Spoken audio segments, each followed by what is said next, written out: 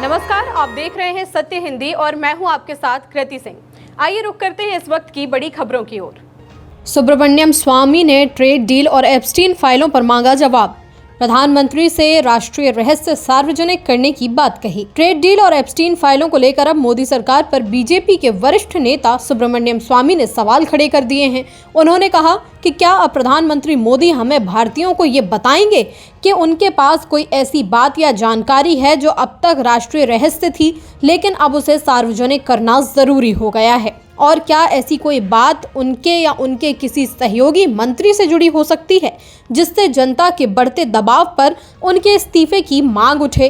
अगर ऐसा है तो देश हित में भारत को ये सच्चाई जाननी चाहिए। प्रिंस एंड्रयू पर पद के दुरुपयोग का शक, गिरफ्तारी हुई। एप्स्टीन से संबंध और गोपनीय दस्तावेज देने की जांच। ब्रिटेन के राजा किंग चार्ल्स तृतीय के छोटे भाई एंड्रयू माउंटबेटन विंडसर को उनके 66वें जन्मदिवस पर पुलिस ने गिरफ्तार कर लिया है। थेम्स वैली पुलिस ने बताया कि उन पर पद के दुरुपयोग का शक है और उनके ठिकानों पर तलाशी ली जा रही है। ये मामला अमेरिकी दोषी यौन अपराधी जेफरी एप्स्टीन से उनके पुराने रिश्तों से जुड़ा हुआ है। पुलिस ये भी जांच कर रही है कि क्या उन्होंने एप्स्टीन को गोपनीय सरकारी दस्तावेज दिए थे।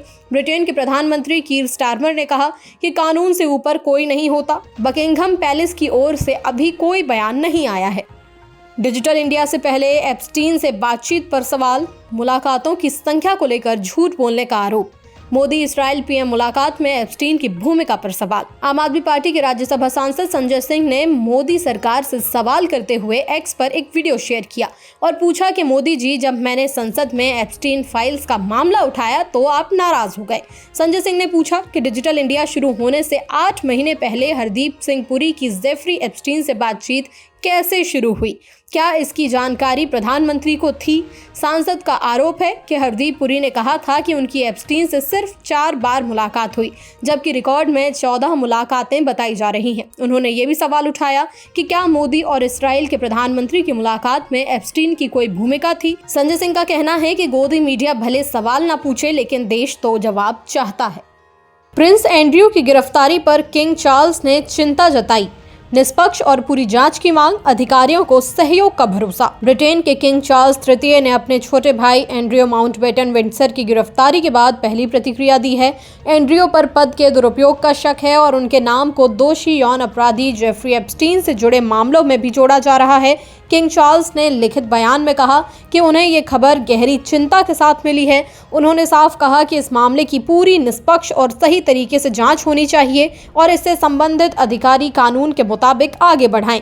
किंग ने यह भी कहा कि इस प्रक्रिया में शाही परिवार पूरा सहयोग करेगा। साथ ही उन्होंने दोहराया कि कानून को अपना रास्ता लेने दिया जाना चाहिए। उन्होंने फिलहाल इस पर और कुछ कहने से इनकार किया है। अमेरिका ने मिडिल ईस्ट में अब तक की सबसे बड़ी एयर तैनाती की।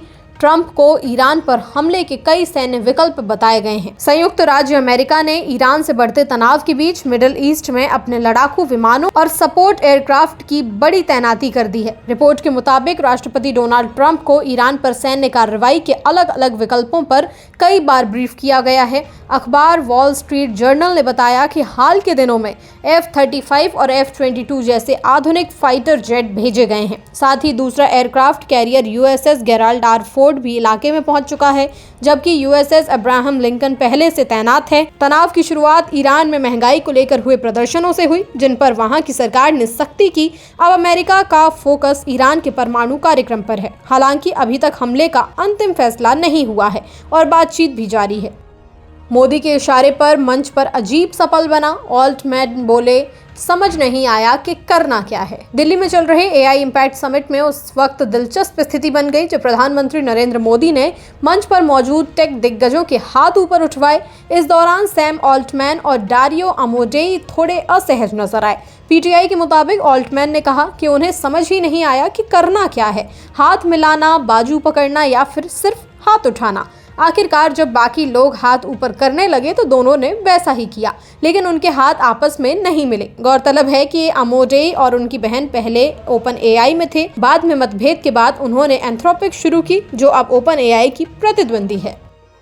राहुल गांधी को धमकी देने वाला आरोपी कोटा से गिरफ्तार। आरोपी पर पहले से 4 आपराधिक केस दर्ज।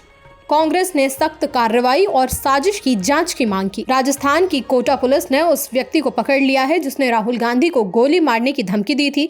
कोटा की एसपी तेजस्विनी गौतम ने बताया कि आरोपी के खिलाफ सख्त कानूनी कार्रवाई की जाएगी। शुरुआती जांच में सामने आया कि आरोपी पर पहले से ही 4 आपराधिक मामले दर्ज हैं। दरअसल आरोपी ने एक वीडियो बनाकर कहा था कि अगर कांग्रेस सांसदों ने दोबारा लोकसभा स्पीकर ओम बिरला के खिलाफ अपशब्द बोले तो वो उनके घरों में घुसकर तोड़फोड़ करेगा। इसी वीडियो में उसने राहुल गांधी को जान से मारने की धमकी भी दी थी। कांग्रेस ने इस मामले में साजिश की आशंका जताते हुए जांच की मांग की है। राहुल गांधी को धमकी वाले वीडियो पर कांग्रेस नेता पवन खेड़ा ने आरएसएस और बीजेपी पर गंभीर आरोप लगाए हैं। उन्होंने कहा कि आरएसएस बीजेपी का पूरा तंत्र एक गोडसे फैक्ट्री की तरह काम कर रहा है, जहां नफरत फैलाकर हिंसा को बढ़ावा दिया जा रहा है।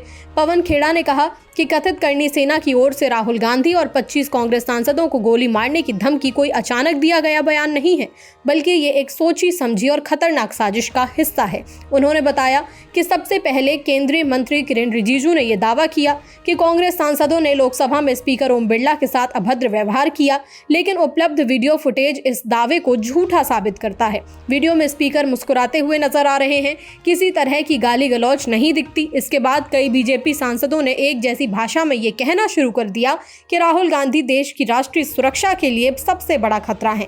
पवन खेड़ा का आरोप है कि ये सब एक सुनियोजित अभियान के तहत किया गया। उन्होंने कहा कि पहले झूठ फैलाया जाता है, फिर उसे बार बार दोहराया जाता है, राजनीतिक ताकत से उसे सही ठहराया जाता है और आखिर में समर्थकों को नफरत और हिंसा के लिए उकसाया जाता है।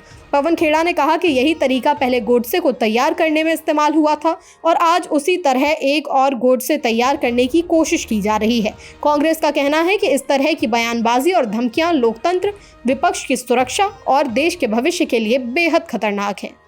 ईडी का आरोप, ममता ने पुलिस के साथ छापे में दखल दिया, सबूत उठाने का दावा, सीबीआई जांच की मांग। राज्य सरकार बोली छापा अवैध, ईडी ने आरोप नकारे। प्रवर्तन निदेशालय ने सुप्रीम कोर्ट में आरोप लगाया कि ममता बनर्जी ने 8 जनवरी को आईपैक के दफ्तर में चल रहे छापे में जबरन घुसकर जांच में बाधा डाली। ईडी का कहना है कि सीएम पुलिस अधिकारियों के साथ पहुंची और कंप्यूटर, मोबाइल और दस्तावेज जैसे अहम सबूत उठवा लिए। एजेंसी ने मांग की है कि मामले की जाँच सीबीआई से कराई जाए। वहीं राज्य सरकार का दावा है कि छापा बिना राज्य पुलिस की अनुमति हुआ और पार्टी से जुड़ी गोपनीय जानकारी लेने की कोशिश थी। ईडी ने इसे खारिज करते हुए कहा कि उसके अफसरों ने पहचान और वारंट दिखाया था, फिर भी दबाव बनाकर सामग्री छीनी गई। सीएए पर अंतिम सुनवाई 5 से 12 मई 2026 तक होगी। सुप्रीम कोर्ट ने नागरिकता संशोधन कानून सीएए की संवैधानिक वैधता को चुनौती देने वाली 200 से ज्यादा याचिकाओं पर अंतिम सुनवाई की तारीख तय कर दी है। मुख्य न्यायाधीश सूर्यकांत की अध्यक्षता वाली पीठ ने कहा कि सुनवाई 5 मई 2026 से शुरू होगी और 12 मई तक पूरी कर ली जाएगी। याचिकाकर्ताओं की ओर से वरिष्ठ वकील कपिल सिब्बल ने कहा कि कानून लागू होने के बाद नागरिकता देने की प्रक्रिया को वापस नहीं लिया जा सकेगा। वहीं केंद्र सरकार की ओर से तुषार मेहता पेश हुए। कोर्ट ने यह भी संकेत दिया कि असम और त्रिपुरा से जुड़े मामलों को अलग से सुना जा सकता है। अब सबकी नजर मई की सुनवाई पर टिकी हुई है। मुफ्त बिजली पर कोर्ट ने सवाल उठाए, फ्रीबी से विकास और बजट पर असर की चेतावनी।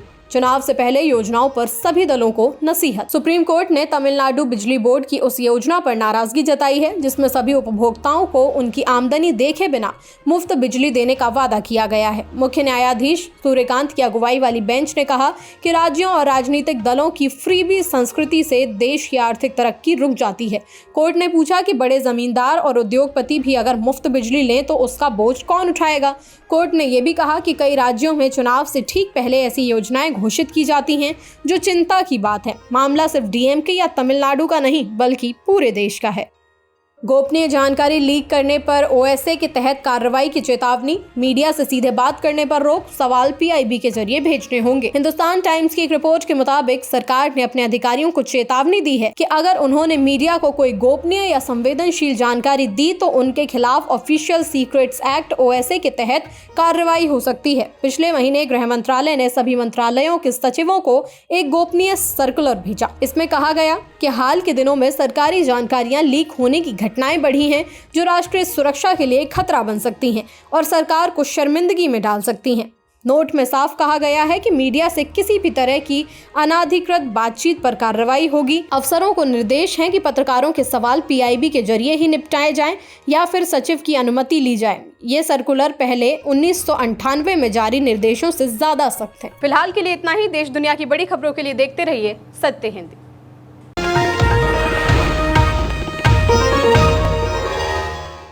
Copyright disclaimer under Section 107 of the Copyright Act 1976. Allowance is made for fair use for purposes such as criticism, comment, news reporting, scholarship, and research. Fair use is a use permitted by copyright statute that might otherwise be infringing.